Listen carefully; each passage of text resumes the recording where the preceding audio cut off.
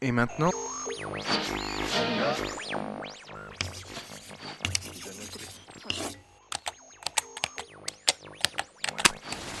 en partenariat avec l'UMR LISA et l'SPE, Nebia Campus Corté vous présente les Carnets du Feu. Bonjour à tous, chers auditeurs. On se retrouve aujourd'hui sur Radio Nebia 90.6 dans les Carnets du Feu de Débalta Science. Et aujourd'hui, j'ai le grand plaisir de recevoir Lila Ferra qui va se présenter. Je vous en prie. Bonjour, écoutez, merci tout d'abord de m'avoir invité. Le grand plaisir est pour moi de venir un petit peu partager tout ce qu'on fait dans l'équipe avec vous. Alors, je suis Lila Ferra, je suis enseignant-chercheur à l'université en écologie. J'ai fait une thèse en écologie marine en 1999 à peu près. Oui, j'ai dû la terminer en 2001. Ensuite, j'ai été recrutée à l'université dans un projet qui travaillait sur les écosystèmes littoraux, les écosystèmes marins. Et puis, il y a 15 ans, j'ai rejoint l'équipe Feu. Il y a une restructuration au sein des projets de l'université. J'ai rejoint l'équipe Feu pour amener une petite partie écologique qui n'existait pas à l'époque. Ah, et alors, en ce qui concerne le projet Goliath de manière plus générale, le projet Goliath, lui, fait partie du projet Feu. C'est ça. C'est comme ça que vous y êtes arrivé ? C'est ça. Donc, moi, j'ai commencé à travailler dans l'équipe Feu bien avant l'existence du projet Goliath. Et effectivement, il y a quelques mois, il y a même un an maintenant, bientôt, j'ai pu intégrer le projet Goliath et y amener une part de recherche en écologie. Qu'est-ce que vous y faites particulièrement là-dedans ? Alors, dans ce projet Goliath, je travaille principalement autour des activités de prévention sur le risque incendie et sur plutôt l'aspect brûlage dirigé. Mon partenaire principal, c'est l'Office national des forêts dans ce projet-là. Et l'ONF, c'est ça ? Voilà, l'ONF. Et l'ONF, dans le cadre de la défense des forêts contre les incendies, c'est le volet qu'on appelle le volet DFCI, l'ONF pratique des nettoyages de sous-bois pour éviter justement la propagation des incendies. Ces brûlages dirigés sont faits un petit peu à dire d'experts. Il n'y a pas énormément d'assises scientifiques qui permettent de donner l'impact de ces brûlages dirigés sur les écosystèmes. Et c'est là que moi j'arrive pour donner une expertise scientifique sur la faisabilité en termes écologiques et l'impact que peuvent avoir ces brûlages sur les écosystèmes forestiers. Et comment ça se passe ? On a des modèles à disposition, on va plutôt sur le terrain. Est-ce qu'on a un truc tout prêt en bureau ou est-ce qu'on est obligé de se salir les chaussures ? Alors, je ne sais pas si vous avez vu ma tête, je suis exténuée. On travaille énormément sur le terrain. Voilà, ici on a un terrain de jeu qui est fantastique et en tout cas pour ma partie en écologie, on a besoin d'aller sur le terrain. Donc on va en forêt, on fait des relevés de terrain. C'est quoi des relevés de terrain ? Alors des relevés de terrain, c'est ce qui est bien dans cette équipe-là et dans ce projet-là, c'est que c'est vraiment un travail qui est très pluridisciplinaire. Donc moi j'amène ma partie écologie et je travaille sur 2 volets, on va dire, à la fois sur la physiologie des arbres, sous lesquels on aura fait passer le feu pour nettoyer la forêt. Et à la fois, je travaille aussi sur le sol. Donc, on regarde comment le sol est transformé après un feu, quels sont les organismes qui y vivent, comment la végétation va pouvoir un petit peu se reconstituer. Et je suis accompagnée dans ce travail d'écologie par des physiciens qui posent des capteurs de température, par des informaticiens qui font des modèles de propagation du feu, par des chimistes, par des mathématiciens. Donc, voilà, l'écologie, elle est au cœur de plein de disciplines et elle se sert de plein de disciplines. C'est ça qui est extrêmement enrichissant. Alors, j'ai une question que je n'ai pas été emmené à poser à vos prédécesseurs, assis à votre place.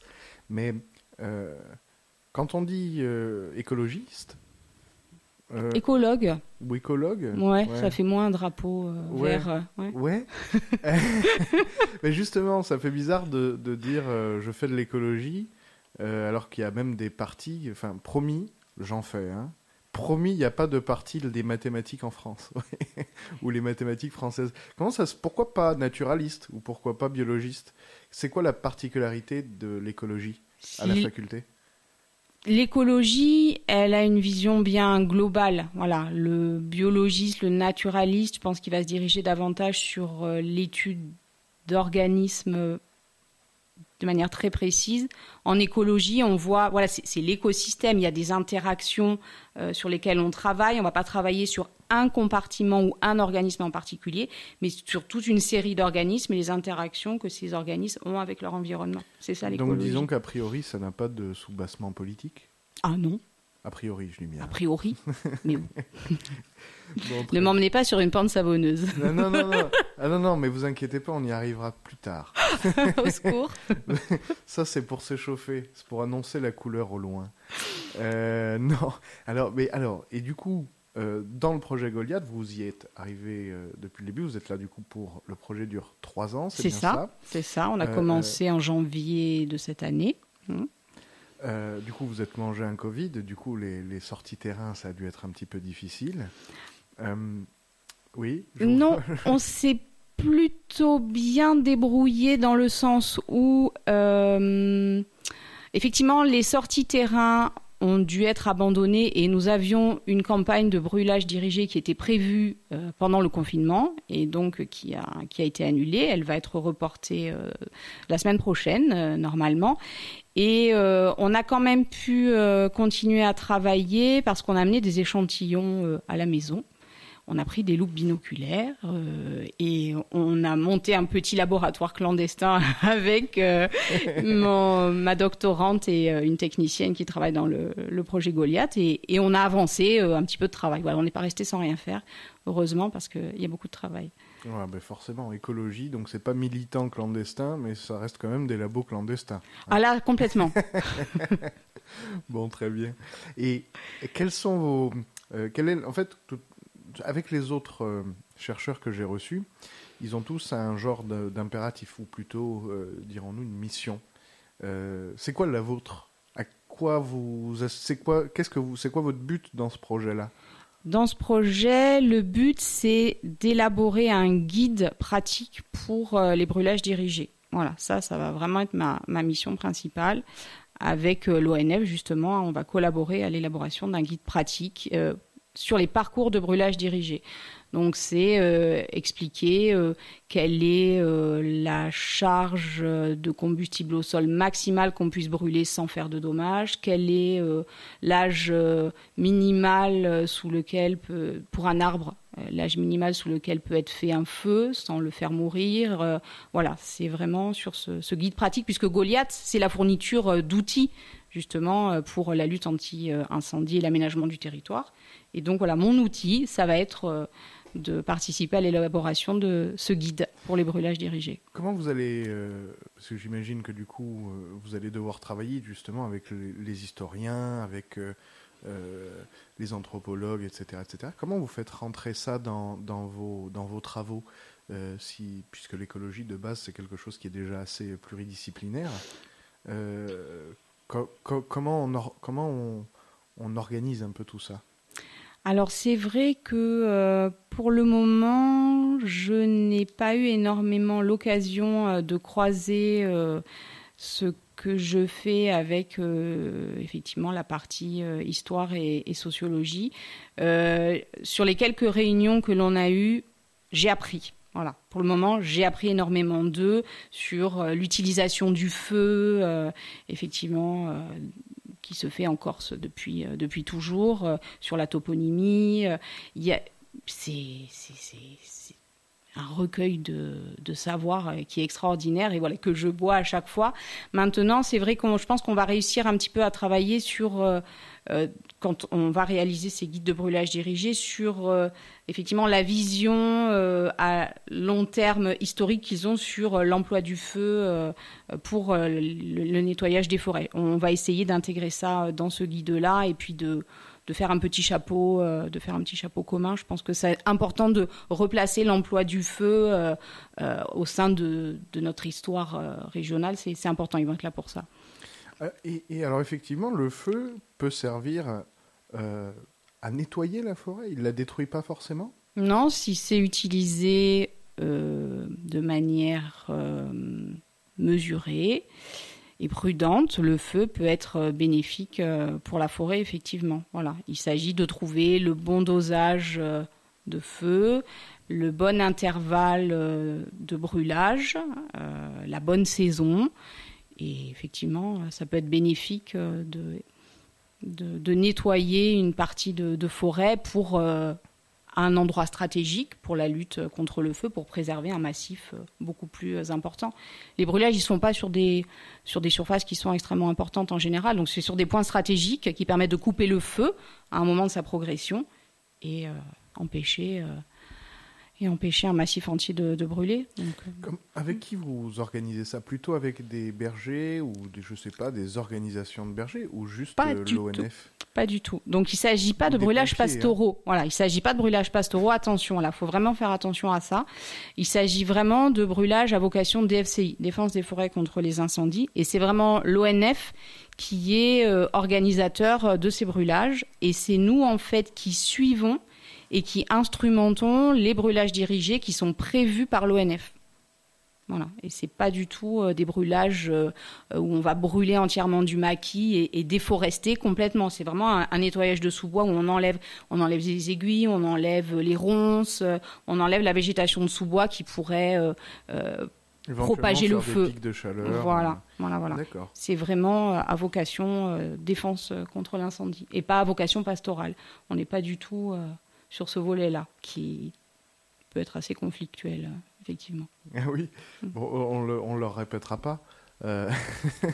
Mais alors, moi, il y a une question que je pose maintenant régulièrement. Ces travaux-là ont tendance sont focalisés sur la Corse. Est-ce qu'il y a une partie de vos travaux qui pourrait déborder de ça ? Est-ce qu'une partie de vos guides pourrait être appliquée en province ou même dans d'autres régions d'Europe? Je pense à la Suède qui quelquefois a des problèmes d'incendie malgré le froid. Est-ce que ça peut s'étendre jusqu'à l'Australie, par exemple? Alors oui, tout à fait. Ça peut s'étendre effectivement à d'autres régions françaises ou effectivement en Europe et bien au-delà. Il y a une concurrence qui est quand même assez rude, hein. Bon oh là là. C'est vrai. Donc effectivement, il y a beaucoup d'équipes qui travaillent sur les feux. Il y a de grosses équipes qui travaillent au Portugal, par exemple, sur les brûlages dirigés. Mais bien évidemment, ce type d'ouvrage et ce type de guide, tout à fait vocation à être repris, adapté à la région ou au pays, effectivement, qui voudrait s'en servir. Là, on est vraiment sur une spécificité Corse, écosystème à Pin-la-Riche.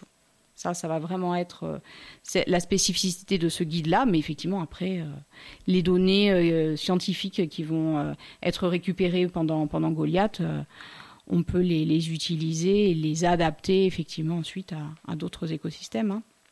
Qu'est-ce que... j'ai envie de dire, pourquoi est-ce que la concurrence arrive en recherche ? La concurrence arrive en recherche... Parce que, vous savez, de l'extérieur, souvent, une espèce de vision un petit peu angélique ou angéliste de la recherche. C'est une bande de joyeux lurons en blouse blanche qui bossent ensemble.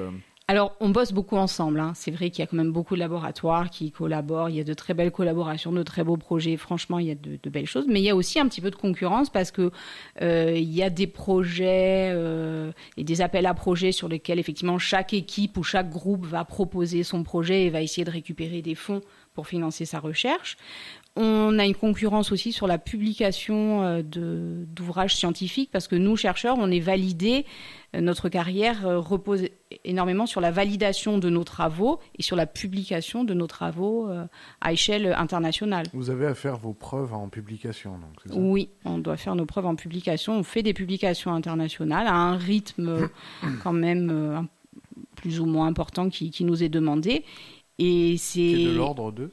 On doit faire une publication par an minimum, c'est quand même bienvenu. Une publication par ? Une publication internationale par an, minimum. Voilà, c'est ce qui est bienvenu. J'avais entendu, moi, 3 tous les 2 ans.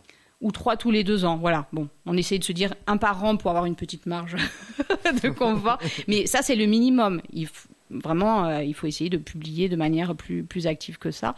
Et c'est vrai que sur certaines disciplines un petit peu pointues, c'est au premier qui amène ses résultats. Hein. Des fois, on commence à travailler sur quelque chose et puis on s'aperçoit qu'il y a un labo qui a publié un petit peu avant nous et on est bien embêté. Donc c'est un petit peu la course de ce point de vue-là sur certains aspects de la recherche. Oui. C'est stimulant aussi, hein, c'est un bon moteur. Et vis-à-vis d'un projet comme le projet Goliath qui dure longtemps, comment on s'accommode de l'impératif de la publication immédiate et pas de publication sur le temps long ? On fait des petites publications régulièrement ou on a le droit à un pouce puni ? Non, jamais de puni. Alors sur Goliath, on sait qu'au bout des 3 ans, effectivement, on pourra publier. Mais on n'a pas que Goliath, tous autant que nous sommes dans ce projet. On n'a pas que Goliath comme projet. On a d'autres projets qui nous permettent de publier à rythme régulier. Voilà. On a un certain temps de notre recherche qui est alloué pour Goliath. Voilà, moi je ne suis pas à 100% sur le projet, comme chacun d'entre nous. Et on a tous plusieurs petits projets sur lesquels on est dispatché. Qui vous permettent de publier quand même régulièrement. Je vous posais une question un peu bébête ou naïve, mais comment on fait aujourd'hui si on a un gros projet qui fait qu'on est... Enfin, je vous prends un exemple tout bête, mais... comment fait aujourd'hui Einstein pour publier ces 5 articles en 1905, mais tout d'un coup, alors que ça faisait 10 ans qu'il publiait rien, quoi. C'est pas possible aujourd'hui. Comment ça s'organise ? Ou il aurait fallu qu'il trouve des petites excuses si on veut... Parce que là, vous savez, par exemple, je prends... Enfin, la plupart de ces articles... la plupart des articles, mis à part ceux qui a trait à la relativité générale, sont extrêmement courts. C'est des trucs qui font 2 pages, 5 pages. Enfin, c'est pas des recueils qui en font 20, quoi. Oui. Et pourtant, même en très peu de pages, il arrive en 5 articles à révolutionner 5 pans de la physique, enfin 5 pans des sciences, on va dire. Aujourd'hui, on pourrait pas faire ça. Il faudrait avoir l'idée tout de suite ou le faire en début d'année, puis le publier avant la fin de l'année, c'est ça ? Non, il y a des choses qui peuvent mûrir quelques années et il faut proposer un point de vue peut-être un petit peu original, une revisite d'un concept, une synthèse de données. Non, tout est... À la condition que la fréquence soit tout de même soutenue. Voilà, la fréquence ne doit pas être au détriment de la qualité. Donc, dans la vie d'un chercheur, il y a des moments... Ça l'est jamais ? Hein ? Ça l'est jamais ? Ça ne peut pas l'être parce que la qualité de nos publications est contrôlée. On est soumis à des comités de lecture qui nous disent quand c'est pas bon, vous ne publiez pas. Donc on peut pas publier n'importe quoi. Voilà, on est soumis à comité. C'est-à-dire qu'un travail de recherche qui serait trop long, comment on fait ? On le publie en plusieurs fois ? Non, parce que s'il est long et que la longueur est justifiée et que tout, effectivement, est bien présenté et justifié, on peut faire un article de 15 pages sans aucun problème. On peut faire des short communication de 2-3 pages si c'est justifié. Du moment que tout est pertinent et que ça a été validé, c'est validé par nos pairs. Hein. On a d'autres universitaires qui valident notre travail. Donc, de temps en temps, on arrive, quand on a un afflux de données, quand on arrive en fin de programme, c'est vrai qu'on publie beaucoup. Et il y a des périodes où on publie un petit peu moins, on mûrit nos projets. C'est pas grave, voilà, c'est jamais un rythme effréné ou un rythme équivalent. C'est par vague. Il faut prendre le temps de bien mûrir ces sujets et ces articles. Quand on postule je sais pas, dans une université, ou par exemple si un chercheur nous entend et veut absolument se joindre au projet Goliath, comment ça se passe? On lit chacune de ses études ou on regarde la pile? Je sais pas moi combien est-ce qu'il en a fait. Est-ce qu'il en a fait assez? Bon, ça va, c'est un chercheur qui publie régulièrement, donc on peut le prendre. Ou est-ce qu'on regarde, ah tiens, ça fait 5 pages, mais quand même ça c'est malin. Comment on fait ça? Comment ça compte? Alors, par exemple, moi quand j'ai passé mon concours, c'est quand on est maître de conférence, on passe un concours. Et effectivement, on va regarder la quantité de vos publications et la qualité. Et en fait, la qualité est appréciée par le niveau de la revue dans laquelle vous publiez. Voilà. Plus la revue est citée, plus son niveau est bon. Et plus votre publication sera cotée. Voilà. Donc on va regarder ça. Il y a une note. Un physicien qui publie dans le Physical Review ou je ne sais pas si un écologiste, un écologue. Oui, il y a des Ecological Review, des choses comme ça. Voilà. Un écologue qui publie dans Nature, c'est mieux. Ah bah oui, carrément. Voilà, plutôt que dans une petite revue régionale, ça n'aura pas du tout le même impact. On parle d'impact factor. Voilà. Et la revue dans laquelle vous avez publié a une note. Et meilleure est la note, meilleur est votre niveau. Donc on regarde ça. Même si le papier a été désamorcé par la suite, par exemple. Qu'est-ce que vous appelez il n'y a pas longtemps, par exemple, on a entendu... il y a eu le scandale du Lancet, par exemple, avec une étude qui est sortie sur le Covid et puis qui finalement s'est fait désavouer par le Lancet. Est-ce que les gens qui ont signé ce machin-là, quand ils vont postuler, ils auront juste et puis ils verront juste, ah tiens, ils ont publié dans le Lancet quand même. Oui, alors je pense qu'effectivement, si c'est quelque chose qui a fait un peu de tapage, ça sera pas un bon point. C'est clair qu'effectivement, souvent le comité devant lequel vous allez passer pour obtenir un poste ne va pas regarder que le nombre de publications et la valeur de vos revues, mais va effectivement un petit peu les éplucher pour voir ce que vous avez sous la semelle. Et effectivement, on regarde un peu les titres. Ah, cet article, j'en ai entendu parler. Oh là là, mauvais, non. Ou ah, celui-là, super intéressant. Donc bon, voilà, on essaye un petit peu de parler de tout ça. On décortique tout. D'accord. Bon alors, on va se faire une petite pause musicale. J'ai quelque chose en tête et on se retrouve juste après.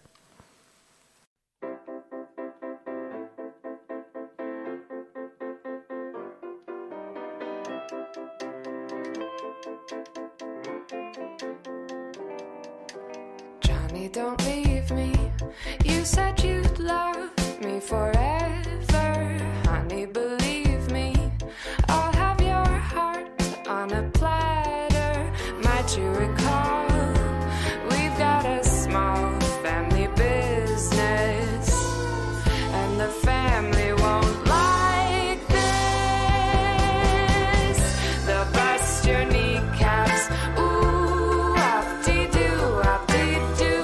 They'll bust your kneecaps. Ooh, op-dee-doo, op-dee-doo. Johnny, you told me you were no fool, you were no chump. Then you got cold feet. Now all you be is a speed bump. Something we call, oh, just a small family business. And the family won't like this. They'll bust your kneecaps. Ooh, op-dee-doo, op-dee-doo. They'll bust your kneecaps. That's what they're going to do. Johnny, there's still time. Together I know we'd go so far. I'll tell Uncle Rocco to call off the guy with the crowbar. You call it crime, we call it smart family business. And the family is famous.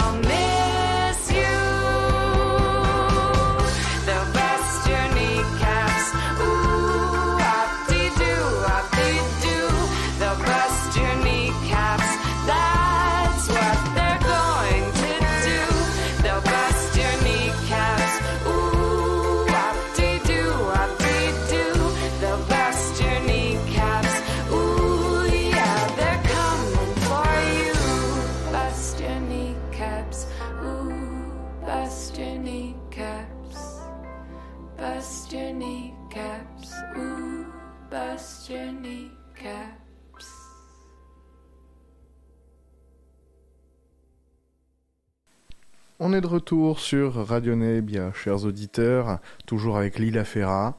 Toujours là. Alors, vous disiez plutôt, vous gérez un master à l'université, Oui, un master risque de l'eau, c'est Non. ça? Risque naturel. Risque naturel, c'est même plus que genre le vent plus et que tout. l'eau. On a le feu, on a l'eau, on a les tempêtes, on a les maladies. Alors comment on fait pour attirer le manant dans ce master plutôt que dans un autre, et est-ce que ça aboutit sur des thèses à l'université de Corté? Quel type de thèse? Est-ce que vous-même vous en dirigez? Comment ça se passe un petit peu? Alors, ce master risque naturel, effectivement, alors il attire le manant local et le manant continental. On a vraiment des étudiants de tous horizons qui viennent nous rejoindre. Ce qui leur plaît beaucoup, c'est la spécificité feu de forêt qu'on amène à ce master risque, puisqu'il est adossé à notre équipe de recherche du sur projet les feux. Effectivement. Et la spécificité aussi épidémiologie, puisque le master est aussi adossé à l'équipe de recherche Bioscope, qui travaille notamment, voilà, c'est une équipe qui travaille en épidémiologie avec ma collègue Alessandra Falchi. Donc voilà, on a ces deux volets-là qui sont bien spécifiques de notre master et je pense qu'on ne retrouve pas aussi facilement sur le continent. Donc on a une jolie plaquette. D'accord. Et alors pour continuer, voilà, pour répondre à votre question, donc c'est surtout un master à vocation professionnelle. Les gens travaillent ensuite dans des préfectures. Il n'y a pas trop de recherche, ça aboutit pas trop sur de la recherche fondamentale. De temps en temps, on a eu quelques étudiants qui ont travaillé en thèse, qui ont pu poursuivre en thèse, mais c'est vraiment une minorité. On a eu plusieurs thèses dans l'équipe feu. Oui. Notamment, oui, je pense pas ensuite qu'ils soient allés dans d'autres domaines de recherche que le feu. Non, ils sont restés sur.